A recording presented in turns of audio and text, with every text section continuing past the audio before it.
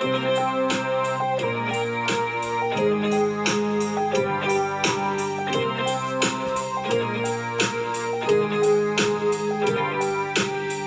everyone, and welcome to the Lunch Hour Sports Podcast.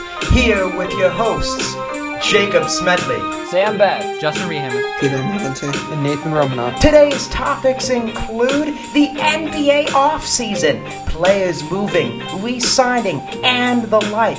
We'll break it down for you as the offseason is underway. The NFL offseason is still among us, and we're getting started for the season. Which teams could rise? Which teams could fall in the standings? Playoff aspirations on the way. And some NHL at the end. Might get to some offseason moves and a new Stanley Cup champion. Now here's Sam Betts. Sam, the NBA, what's going on so far in the offseason? Jake, it's been a while since we talked about the NBA. A lot's kind of happened in the past couple months here or so, but we're going to get started. We're going to look into some teams. A lot of teams have been making moves, re-signing players. Recently, we had a big signing, or re-signing, I guess, a little competition between two teams, but we'll get to that here. I'm going to start off with the Atlanta Hawks first. The Atlanta Hawks had an interesting offseason here. They acquired DeJounte Murray from the Spurs, along with John Landale. I don't know who that is, but hey, good for him being a part of this trade. But they got DeJounte Murray and Jock Landale for Danilo Gallinari and 4 first-round picks. Now, DeJounte Murray's a really good player. He had a really nice season with the Spurs, averaging around 21 points, 8.3 rebounds, and 9.2 assists. Averaging near a triple-double there. I know. When I was looking at his stats, I was like, man, he blew up this season, and it was kind of building up. We saw him, at least I saw him starting to become like a more involved player, starting to come into the starting rotation there. He really popped off this year for the Spurs, and I mean, with the Hawks along with Trae Young, that's going to be a really good pairing between the two. Now, hold on, Sam. I know you say great pairing. I think they're both going to, do a lot. I think this team is, they're going for it. They're going for going for the playoffs. They're trying to position themselves higher than possibly a play-in tournament. But, I mean, we've seen some experiments of a 2-guard lineup, 2 very talented all-star guards. Brooklyn, where 2 very talented guards, but they've, struggled to be able to get all of the, passing and the scoring and the talent is, who's going to be handling the ball all the time? I think that's definitely a question that should be gauged, but I think this is a great move for the Hawks, getting another really star right now in DeJounte Murray pairing with Trae Young. I definitely agree with that, and I mean, the Hawks already had a pretty good team so far, and I mean, they made it to the playoffs, unfortunately losing. But with DeJounte Murray coming, they kind of had a logjam in their rotation. They had a lot of guys at that point guard, shooting guard role, and unfortunately someone had to go, and that person was Kevin Huerter. They traded Kevin Huerter to the Kings for a first-round pick, Justin Holiday and Mo Harkless. Now, really, Justin Holiday and Mo Harkless, again, are just 2 guys like that we've heard of, but may not really make that big of an impact for that team. It's kind of like that first-round pick that they were looking for. But Kevin Huerter was definitely kind of the person to go. He played really well this year, averaging 12 points, shot 45% from the field. It had a 38% three-point percentage, but he was kind of the guy to go. Now, they could have had the option of trading a Bodan Bogdanovic, but unfortunately, he didn't really have as much capital as Kevin Huerter did. So Kevin Huerter was kind of that guy who you didn't really want to trade, but he was kind of the scapegoat here. He was the one that kind of had to go. Unfortunately, DeJounte Murray's going to replace him in that spot, and I think he's going to do really well there for that Atlanta Hawks team. If we move on to another team here that we have, if we move to the front, we're going to go to a little bit more recent news right now. We have the Phoenix Suns here. They made a really big signing and re-signing in DeAndre Ayton, who was a restricted free agent. He was offered a 4-year, $133 million max deal by the Pacers. Now, The Suns had 48 hours to respond, and they did. They matched that deal for him, and DeAndre Ayton's going to be returning to the Suns. Now, DeAndre Ayton averaging 17 points, 10 rebounds, shot 63% from the field. A lot of people are kind of on the fence about this deal. A lot of people think that he was worth a lot of money. A lot of people kind of think like maybe in the long term it'll be good. I think that in the long term it's going to be a good deal. Now, I'm not saying that DeAndre Ayton will stay with the Phoenix Suns for his entire stay of this contract, but he could definitely become a trade piece. If he's not performing to the Suns' expectations, you could trade him to somewhere, get maybe a couple picks or maybe some other players, just kind of fill that role. But I think for the long-term deal, I think this is really good for the Suns. He had a really good season with them. They made a deep playoff run, but losing in the conference semifinals to the Dallas Mavericks in a 4-3 series. I think it was good. I think that this was a good signing for them. He's improving his game a lot. He was shooting the three ball really well, adding that to his game, and also is really dominant in that the paint as well. Yeah, Sam. I think you bring up a good point as a possible trade piece option for them. But I think he stays at least for now. I think they're waiting for him to take that next step. That next step alongside of Booker and Paul. And you saw the kind of faltering in the playoffs where there were games where they needed him to come up big, and he didn't against the Dallas Mavs team where you look at their big man play, and he needed to step up with the caliber that he has shown during the regular season. I was kind of surprised that they, of course, I thought they were going to maybe match because that's a huge hole to lose. Of course, the Pacers giving them that big offer. But, yeah, wouldn't also be surprised if, one, he would be in a possible move for another guy we might get to here, or may not, Kevin Durant. I think that's the big name if they possibly. He's probably the first guy to go due to his, lack of, as mentioned, plays in the big game. But yeah, I think it was smart for them to keep him and hope that, he finally can get to that, duo, trio pairing where he's a guy that you can rely upon when aging Chris Paul and Devin Booker, who has shown not every night he is going to be that 20, 30 plus per game scorer. Yeah, and that's why it's kind of on the fence for the Suns here. I think, like I said, I still think it's a good deal. Obviously, you have Chris Paul, Devin Booker in there.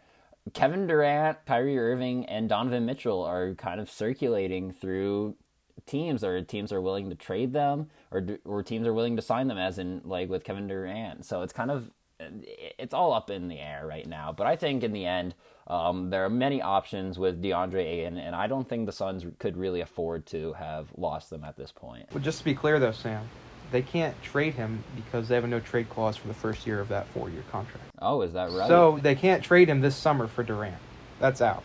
So that really impacts things, at least on their sweepstakes at least right now. For Durant right now, it's ruled out. But I will agree with you on this. They could not have afforded to lose Ayton for nothing. He was their first overall pick a few years ago. So they really didn't have any other choice but to match a 4-year, $133 million offer from the Pacers. Whether it's too much for him at this point in his career, that's debatable, as you guys have already discussed. But a good move, I guess, for the Suns.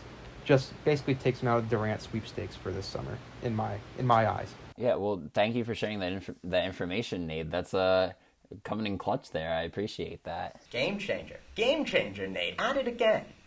Never a doubt. Yeah. If we move on to the Celtics here, the Celtics made some pretty good moves, signing Danilo Gallinari. A guy who's kind of been like a journeyman in the NBA, has been on a lot of teams, was recently with the Atlanta Hawks, but was traded to the Spurs, there, but the Spurs kind of let him go for no reason, kind of, and was picked up by the Celtics here. Danilo Gallinari is a guy who's he's very reliable, doesn't really put up too many points, but will give you, this season, he gave the Hawks a solid 11 points, 4.7 rebounds, 43% from the field. He's kind of just one of those solid guys who can come off the bench and just kind of perform, put out some decent points, and kind of help your team move along in the game there. And they also got Malcolm Brogdon too. They got Brogdon in a 5-player trade, and along with a 2023 first round pick. They sent those away. Got Brogdon from the Pacers there. Brogdon's a guy who's really good. Who's been really good for when he's played for the Bucks and when he's played for the Pacers. He might start behind Marcus Smart. There might be a little bit of contention there between who can start Marcus Smart and Malcolm Brogdon. Malcolm Brogdon is really good at the defensive part of the game. He's also able to score, kind of with that mid-range inside game. Not so much the three, but he's still able to kind of bring it to the basket. He had 19 points, 5 rebounds, 5.9 assists, and shot 44% field goal percentage. So I think that was definitely a good pickup. Again, Marcus Smart, who's been kind of like one of those dog players, who's really defensive, really gritty, puts up a fight, but it's going to be kind of interesting to see how that goes with Malcolm Brogdon and Marcus Smart. Yeah, you mentioned Brogdon, who's really been hampered with injuries recently, not being able to stay on the court. But when he has, he's shown that he's a very dynamic playmaker and give you 20-plus points a night. I think that he'll definitely probably have to take a step back on the Celtics, whereas Pacers, he was one of their main scorers. Bucks, of course, that was when Giannis was still coming into his own, when he was still there and was still kind of a primary scorer, whereas the Celtics, he is more of a secondary, tertiary scorer, a guy that maybe they can rely on for 15 just because of all the guys that they're going to be getting the ball. And Gallinari, a guy that fits this Celtics build here, when you have guys like Tatum, Brown, a guy that similarly to Horford, that can stretch the floor, provide that, and is not a slouch defensively. He's not going to be Horford or Rob Williams, but he's still going to provide that length, and on the defensive end can guard 3 through 5. But I think right now, looking at the Celtics, they have the best depth in the NBA. I'm going to make that statement right now. You look at it's 10-man rotation right now. I'd put them against anyone in the league. Of course, they made it to the finals, fell to the Warriors. You look at the star talent, I think that was the difference. Bench, you could say, pretty comparable, and now the Celtics got better. I think best depth in the NBA, and these are two phenomenal pickups for that. Yeah, especially since the Warriors lost Gary Payton there to the Trailblazers, because they had to either take Kevon Looney or Gary Payton. They chose Kevon Looney. Celtics definitely had depth, and Gallinari kind of takes over that role that Daniel Tice had, who Daniel Tice was traded for Malcolm Brogdon. But Gallinari is going to fill that role perfectly for that team, and Brogdon obviously was a good pickup as well. We have the Minnesota Timberwolves. The Timberwolves now have the Twin Towers in Karl Anthony Towns and Rudy Gobert. They signed Karl Anthony Towns for, I believe, $244 million over a 4-year deal. I believe so, yeah. It was something the like same that. as Devin Booker. Both were, I think, 4-year, $244 million, something like that. But it was the same money amount. Yes, and they got Rudy Gobert in a 5-player trade that involved Patrick Beverley, Jared Vanderbilt, and Malik Beasley. All of those 3 guys, at least, contributed decent roles for that Timberwolves team. So they kind of gave up a lot. I don't really like Pat Bev, though. I think all you guys know that. Wow. I hate Pat Bev. Don't like Pat Bev? No, I don't like Pat Bev. You don't like his I energy? think Pat Bev causes a lot of problems. My man was celebrating like he won the championship last year after the play-in, yo. Plays with a lot of passion, Sam. He does. Plays with a lot of passion. Yeah, you gotta respect. A lot of passion that gets him ejected most of the time. But other than that, Patrick Beverley, Jared Vanderbilt, and Malik Beasley were key players for this Timberwolves team. But Karl Anthony Towns and then securing Rudy Gobert I think it's a fairly decent deal. Karl Anthony Towns, 24.6 points, 9.8 rebounds, 3.6 assists, shot around 52% for the field. Gobert, obviously, he's not going to stretch the floor too much, but he's going to get in the paint. 15.6 points, 14.7 rebounds, and 71% from the field.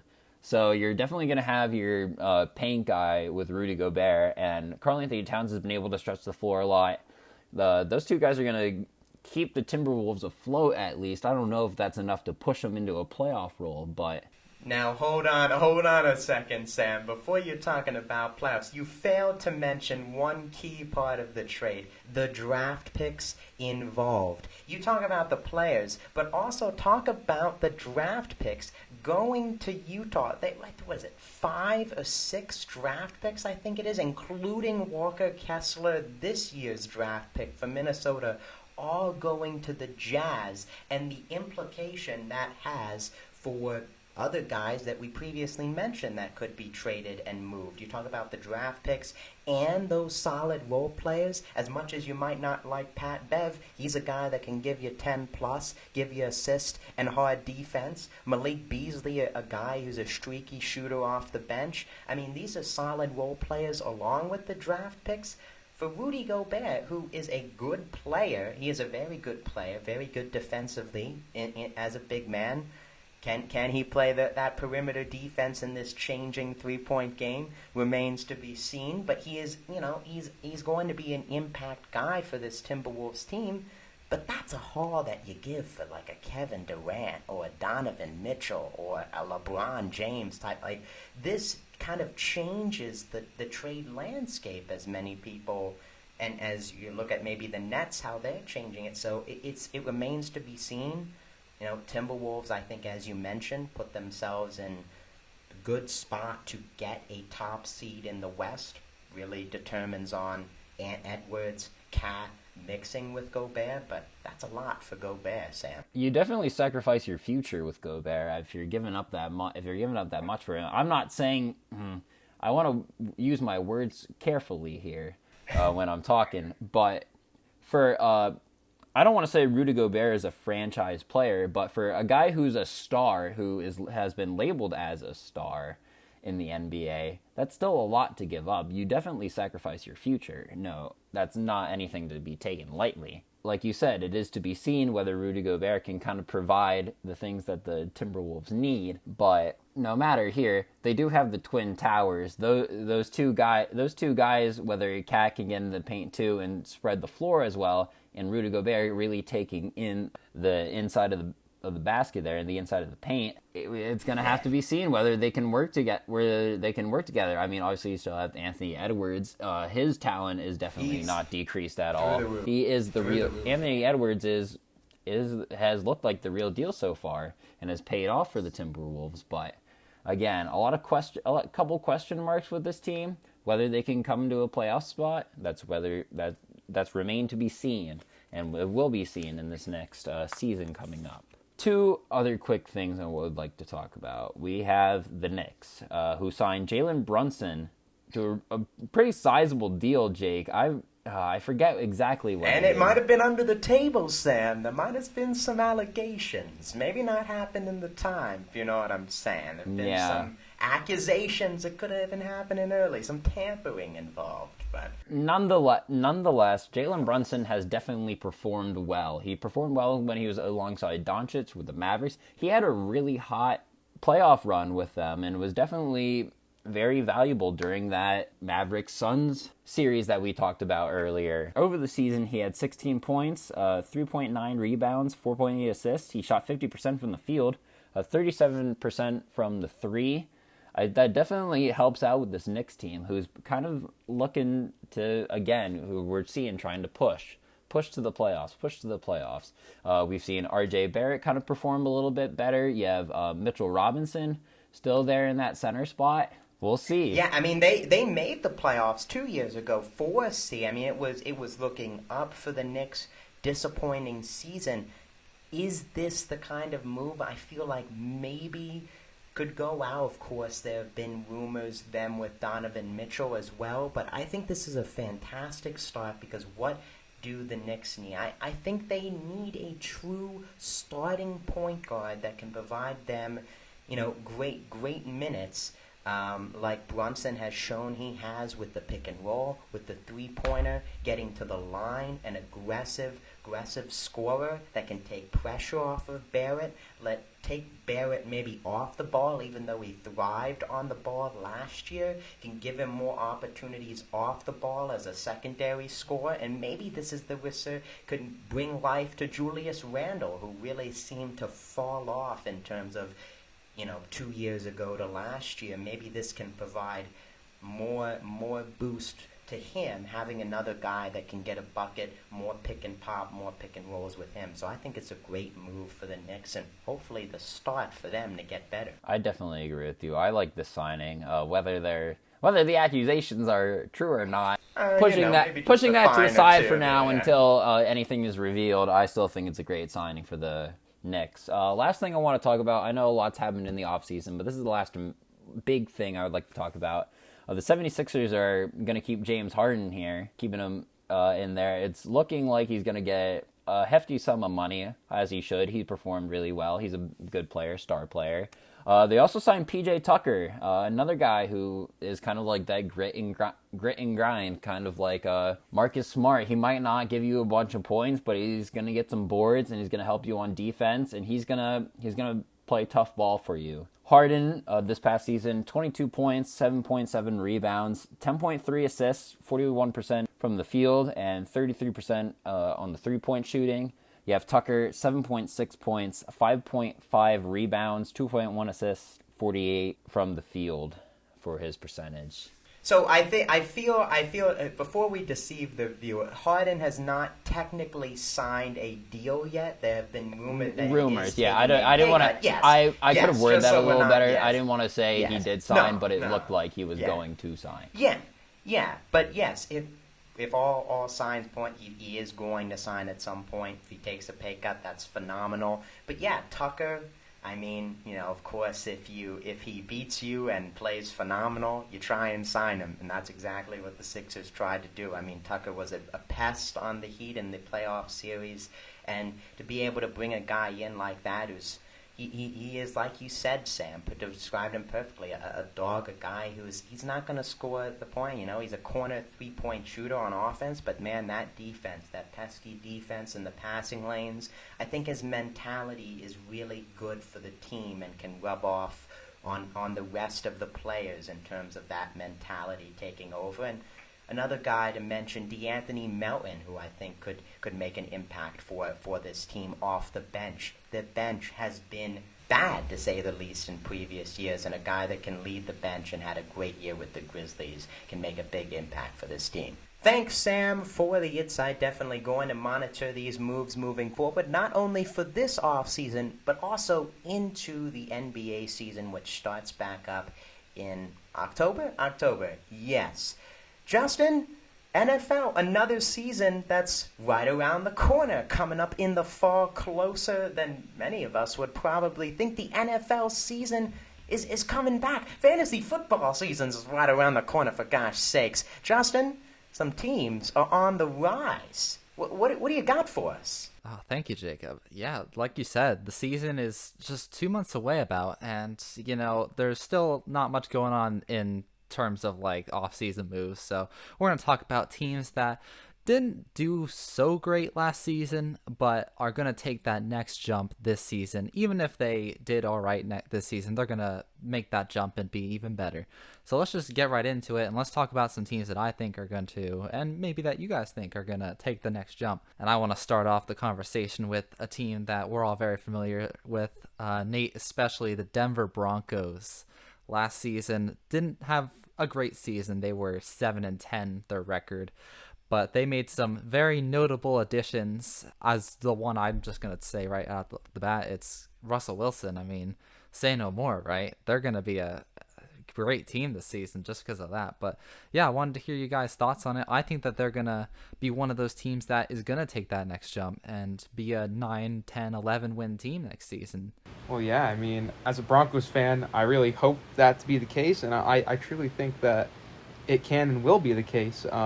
Russell Wilson, massive improvement over Drew Lock, who, was doing whatever you want to call it he was doing last season. I don't know if he's got the dance moves over him, yeah, but the quarterback skills are there. Yeah, definitely. And I just, you're bringing in a veteran like Wilson, a Super Bowl winner. We have a young, tight group of wide receivers who I think can prosper with a guy like Wilson being their quarterback. I think, the future's bright in Denver.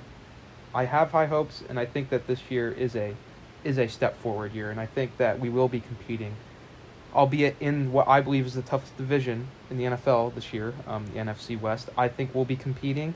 Not saying the Broncos are going to win it, but they're in the mix, and I very well think that I can see the Broncos being a wild card playoff team. I gotta give credit to the Broncos. Personally, I think that, yes, Russell Wilson is a massive improvement to the Broncos offense, like you said, compared to Drew Lock, who is way below mid in my opinion. But at the same time, my only hesitation is, will it take more time than just a season for the Broncos to be at the caliber where they can be? Because it's a huge adjustment for not only Russell Wilson, but for the whole entire offense, for the coaches that are working with him, and for the entirety of the team. Now, am I saying that Broncos aren't going to be good? Definitely not. They have a huge improvement. Jerry Jeudy, Cortland Sutton, two very, very good receivers, like Nate mentioned.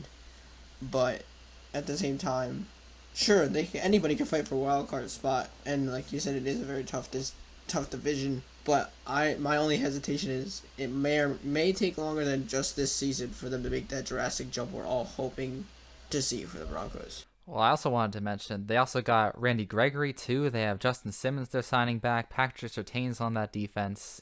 I think that they're going to be a good unit this year. And I think that, even if their offense isn't what we want it to be yet, I think that their defense is certainly going to be at least there. So I think that they will at least have 9 wins this season. They should anyway.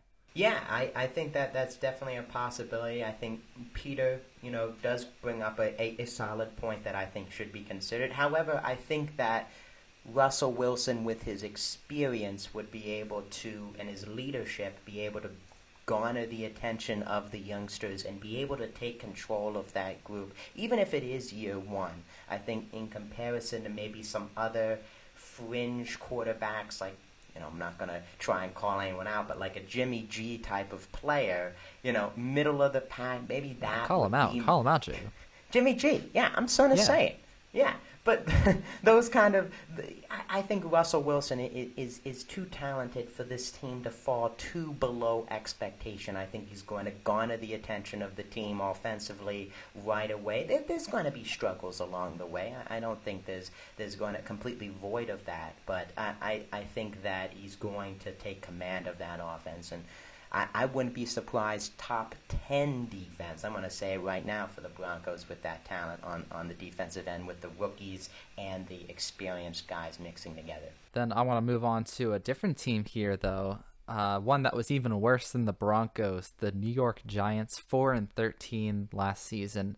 Very, very bad season, but they've made a lot of improvements this offseason, getting the players like John Feliciano, Kayvon Thibodeau in the draft, and of course getting a new head coach in Brian Daboll, the former Patriots and Bills offensive coordinator, back when he took the Patriots to the Super Bowl and the Bills to the playoffs several times. So, I mean, with Saquon Barkley and Daniel Jones on that offense, maybe, who knows, maybe they can jump up to 7, 8, or 9 wins this season. I'm not saying they're going to be a playoff team, but I think that they can go from being... No, Justin, you know what? Say it. Say they're a playoff team. Gotta be confident.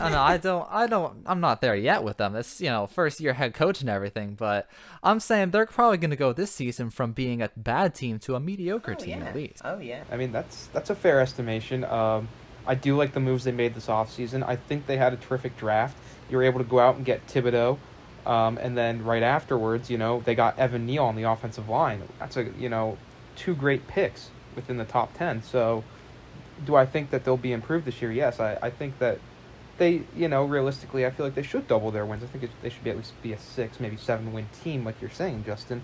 I'm not going to put them in playoff conversation yet, but, I like what they're doing, and I think they're moving in the right direction, which is, just good news for Giants fans because, it's tough. Sure, like, they did make good improvements in the offseason, but, I really don't like seeing players like Saquon, who have so much potential in the NFL, end up like him, but he is constantly ending up with season-ending injuries, and he's constantly ending up with, like, setbacks and pushbacks, and I'm hopeful for his sake that we can see a season where he's completely healthy all season. But then again, Daniel Jones, not the most accurate quarterback, and the receiver room isn't one that's very notable in my opinion.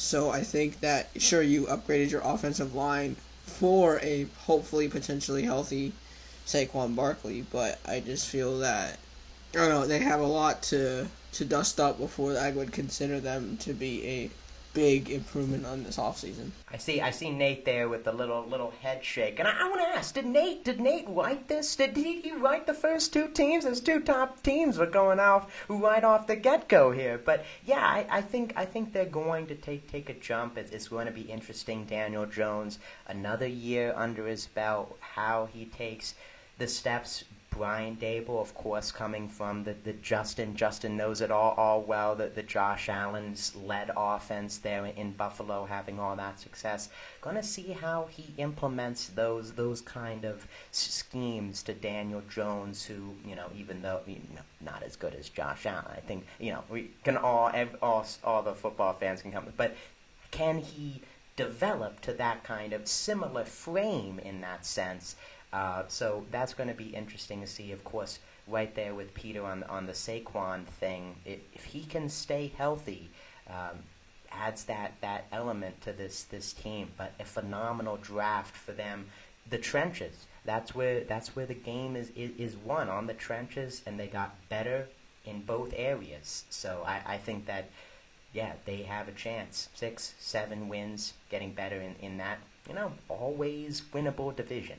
Yeah. I wasn't really disagreeing with Peter. I was just more along the lines of, I don't want to undersell that. I really think they made improvements this offseason. I think it's their best offseason in a long time. I don't want to undersell that. And I completely agree with what Peter said. I hope Saquon has a healthy and good year. And I'm not sold on Daniel Jones. That's another big question mark. And I feel like this is really a year that, he needs to show up and show out, or they're going to ship him out, That's what I have to say about him. Draft pick, great quarterback draft class next year. I mean, could be. Yeah, I think this is his make or break year, so we'll see. But just a good offseason by the Giants, and I expect them to improve. Yeah, we'll move on to my next team here, which it's interesting that you mentioned that Nate might have an influence, because while he did not influence the previous two picks, you certainly did influence this pick, Jacob. What? Oh yeah, the Chicago Bears right here. That's a team that I have said here, because I know you're a little surprised, but it's true. I did ask you about this, and you did say that you thought the Bears could make a leap this year. And the Bears. The Bears, 6-11 last season. I can't get over Peter's face reaction.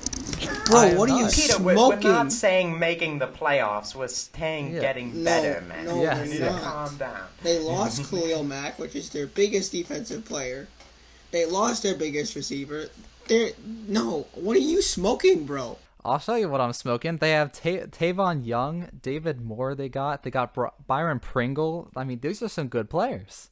I am looking at it from a Justin Fields perspective. Yes. I am Justin looking Fields at it leap from, too. Year 2 leap. Yes, I am saying, again, not saying playoffs. I'm saying they're going to show improvements and a team that is on the rise.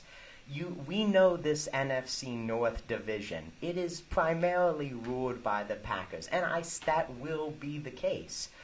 But I would not be surprised if the Bears are the second team in that division. The defense has always been sneaky good. Bears have always been sneaky good defensively, and the offense. I am waiting. I think this is the year Justin Fields puts his talent on display, showcases himself in that second year.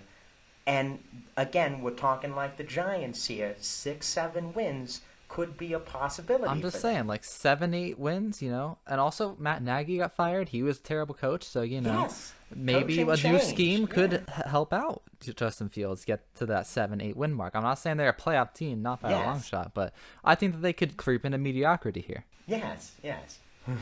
Peter, are you going to comment? You commented on their lost players. Why do you think they're going? I mean, yes, Khalil Mack's a big loss, but he's one player. Justin Fields, I'm not going to take much away from him because, it was his first season last year, but for every good quarterback, you need at least one decent receiver to throw to raise your capital, to do something with. Who is that for Chicago?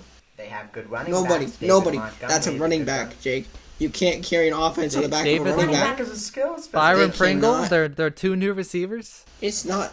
I don't know. There's Byron Pringle is pretty good in KC. There's so many huge question marks. Well, Kansas City's a different story. There's no winning with him, Justin. No There winning with him. really No, is. I feel like the Bears are gonna make a jump is a huge long shot, and I think there are more teams that have made better jumps than the Bears this offseason. Now, Peter, I'm gonna step in. I'm gonna support. I back your comments here, man. When you look at it, Justin, I'm sorry, Pringle, really, Not man. good.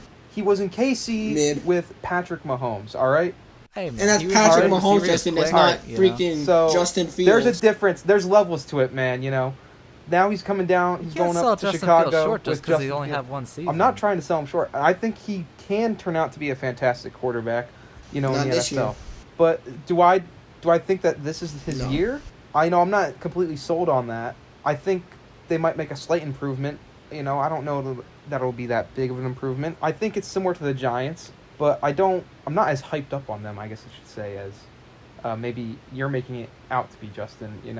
I think 8 wins is maybe a stretch. That's beyond a stretch right there. But I never said 8 wins. I said I 7 wins. I said Justin. I know you didn't say it. I'm Justin 7 said to it, 8. buddy. I'm 7 to 8. That's what I got. 7 to 8. We'll see. They had 6 last season. It's improvement is 7 or 8.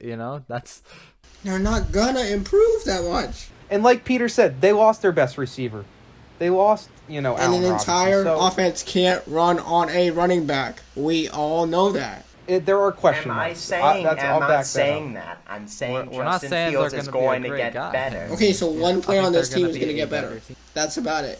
And you picked up a The most receiver important for player the on this Chiefs team is going to be who played with Patrick Mahomes, who is arguably one of the best arms in the NFL.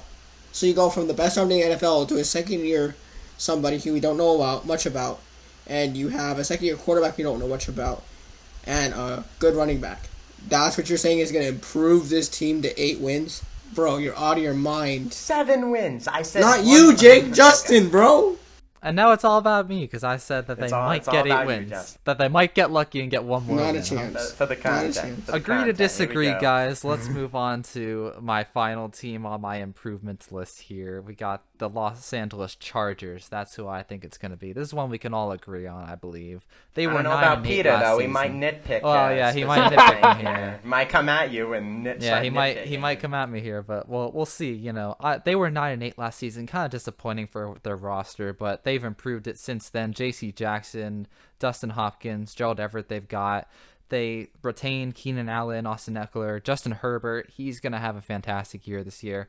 I see for them 12 to 14 wins and possibly winning this division. I believe they are the front runners so far. You finally picked a team who had a good, improving offseason. Congratulations. I agree with you. Oh, finally. It's not like I didn't pick the Broncos before. Well, that was good you know. too. But no, really, I think that I can agree with you on this one, Justin. I really think that the Chargers did improve this offseason with their pickups. And also, like you mentioned, Justin Herbert, man, he's got that energy that's pent up, and he's ready to release his full potential, I think. And we saw it somewhat last year near the end of the season where they really showed up and they played till literally the final seconds where a field goal changed the whole pace of the game. But I think that, like you said, having Keenan Allen stay on that team and Justin Herbert waiting to have his breakout year, I think that this could be the year for the Chargers to do it. I love what the Chargers did this offseason. A division rival of the Broncos, but Justin Herbert, my guy, he was fantastic last year. I think he's only going to get better. I love, their first pick in the draft, Rashawn Slater, improving that offensive line, protecting their franchise quarterback. And like you said, they retain their weapons. They have Austin Eckler. They still have, Keenan Allen. And, I see them improving. I see them, as of right now, personally, I see them taking the division. I just think that, they're at that level, and I think they're going to take that step, and they're going to win the NFC West this year. I would like to say phenomenal list, Justin. I mean, I would like to see Peter's list of 4 next episode. Tune in next episode, Lunch Hour Sports Podcast. Peter will pick his own list here. I know one of the teams that would be on that list. Yeah, I think we have a pretty good idea. I think the listeners at home do as well. But going back to the Chargers, I totally agree. This is a team that you could even make the K. Of course, it's bold right now, but could creep their way to be a top 3 team in the AFC when it's all said and done based on the additions. Remains to be seen. That can be a bold take early on here, but they definitely made the draft decisions with Slater. Nate mentioned blindside blocker for Herbert. Gonna need the pass protection up front. All of the great pass rushers now in that division, in the AFC as a whole, that's going to be huge. And then the improvements they made on the defensive end. J.C. Jackson, they got guys there, middle linebacker. They have guys at all 3 levels who are Pro Bowlers surrounding Joey Bosa, who was phenomenal over there. So this team is going to be, they're I think guaranteed playoff spot. And I think I agree with Nate. They're winning the division in my eyes as of now. Well, Justin, we'll see how these teams do, of course. Peter might think some will finish better than others, of course. But we'll keep an eye on how each of them do and how each of them improve, or maybe not, this upcoming season. There was a new champion in the NHL, a new Stanley Cup champion raising the historic trophy, the Colorado Avalanche, dethroning the Tampa Bay Lightning. Taking it home will start there, Nate. A new champion in the NHL. Your thoughts as the Avs bring it home? Yeah, a new champ indeed, Jake. I mean, personally for me, I love it. We avoided the three-peat of the Lightning. You don't like the three-peat? You didn't want to... Well, yeah, back-to-back's good enough for me personally. After that, it's like the repetitiveness is just I'm good. But, the Avalanche, well-deserved. I truly believe that over the course of the season, they were the best team in the NHL. I think from top to bottom, you looked at them, they were just ready, They were matured, they were just waiting, And after some disappointing playoff exits in the past few seasons, this year they came out, they were on a mission. They had a tough series against the Blues. Then they went on and they swept Edmonton. Edmonton, who they had the best offense in the playoffs up until that point, and they came up against Colorado, and it just goes to show, Colorado clamped them. They shut them down, got to the final, and you really just saw, I think, Cale Makar, especially Nathan McKinnon, Gabriel Landeskog. Phenomenal, yeah. Yeah, they all showed out, performed, and wholeheartedly won that cup. However, now the season's over, things move on, things change, and for Colorado, they've already lost a big piece of that team. Their starting goaltender, Darcy Kemper, he left. He signed with the Caps this offseason, which is a pretty big move, a pretty good move by the Caps, if you ask me. He signed a 5-year, $26.25 million contract with them. That's good for him. That's a great move for himself. For the Avalanche, that's going to hurt a bit. However, they did trade the Rangers' backup goaltender, Georgiev, so they're trying to fill that hole already. We'll see how it affects the team next year, but free agency's coming in, and it's already affecting, these teams who made it to the Cup, and it's affecting teams all across the league. I also like to touch on, our guy, Jake, Claude Giroux. He got traded, obviously, heartbreakingly, for me and I think all Philly fans. Of course. He got traded to the Florida Panthers at the back half of the season. And, they were a team in the East who we thought could make a push for that cup. Yeah, and then the Lightning just the Lightning. Gave it to him. Yeah. Lightning struck, as they say, and they swept them for the second year in a row. They swept the Panthers. Claude Giroux, he had a good playoff series. He played well against Washington in round 1, which they obviously took him out in 6 games. And now, come free agency, our man Claude has signed a 3-year, $19.5 million contract with the Ottawa Senators, going back home up north to Canada. It's an interesting move.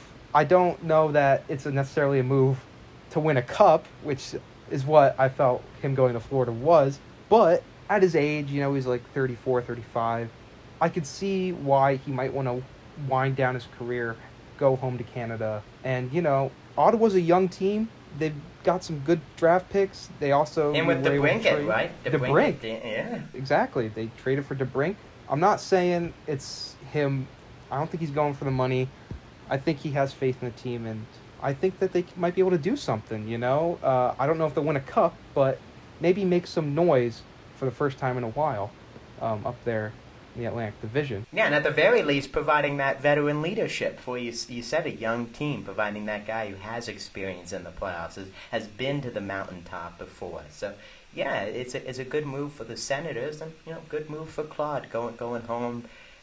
Cup or not, I think he's content and happy with this decision. Yeah, definitely. And then, we'll move on probably to, I don't think it's even debatable, the biggest move thus far this offseason, Johnny Gaudreau. He decided to leave the Calgary Flames and signed a 7-year, $68.25 million contract with the Columbus Blue Jackets. A bit of a surprise. Again, where do I begin? Flyers fans. Oh. This is gut-wrenching. I mean, this New Jersey kid, Flyers fan, growing up, I mean, of course, we could go down the Flyers rabbit hole with what they have done so far this offseason, but I mean, this was a match made in heaven, and they found a way to let him go to not only another team, no less, but to a division rival. It seemed like it was the Flyers, the Devils, and I guess the Blue Jackets in there, but let him go to a division rival, a guy that was meant to play for the Flyers, meant to play for him. Yeah, I feel exactly the same way. Jake, honestly, it hurts because we had reports coming out, the Flyers, kind of in the lead for the Johnny Gaudreau sweepstakes, and then it's just gut-wrenching to see, of all teams, Columbus signs him for $68 million. I mean, I don't know what the Flyers are doing, honestly. I'm not going to lie, not sure what their plan was coming into the offseason. We can get into a whole rant about that. They haven't done much. They haven't done squat, basically. We'll put it that way, and we'll leave it at that. They really haven't done much. Whilst teams in their division have only gotten better, in my opinion, We already talked. Capitals got a Stanley Cup winning goaltender. The Devils signed Andre Palat from the Lightning, a 2-time Stanley Cup champion, to add depth to their roster. Johnny Gaudreau, obviously Columbus signed him. So you just look at it, and I don't see, I see other teams improving, and I see the Flyers remaining stagnant this offseason, and just, it hurts, man. It hurts. Yeah, I think on Twitter they gave the Flyers an F grade so far in the offseason, and I do not disagree with it. I agree with it 100%. They, like I said, they've done nothing. So that's the story of, a few other moves notable. Golden Knights, they traded Max Pacioretty, moving on from him, clearing some cap space. You have, as I said, we have Dylan Strome moving on to the Washington Capitals. Again, just another team in our division, making improvements, adding depth to their rosters. Yeah, it's not looking good necessarily in the Flyers camp, as us Flyers fans, We'll suffer, though. We'll suffer through it. Yeah, but I think another guy, quick to mention, Brett Burns on the move as well. I think that was another one that really caught my eye. Canadians, right? If I remember correctly, moving from the Sharks to the Canadians? Or correct me if I'm wrong, Nate. I think I remember that's where he went. It was the Hurricanes. So, you know what? That just goes to show another team in our division getting better. But it was a great trade for the Hurricanes. Yeah, on the Hurricanes. Don't get it wrong. Yeah, it was not the... Yeah. Do not twist it in any which way. The Hurricanes, another team that had a good year, a great year last year. Improving that blue line, getting a veteran defenseman like Brett Burns. That's a great move for them. All-star defense. Yeah, very good. Yeah, exactly. So it's a great move for them. Brett Burns is able to, move on from San Jose.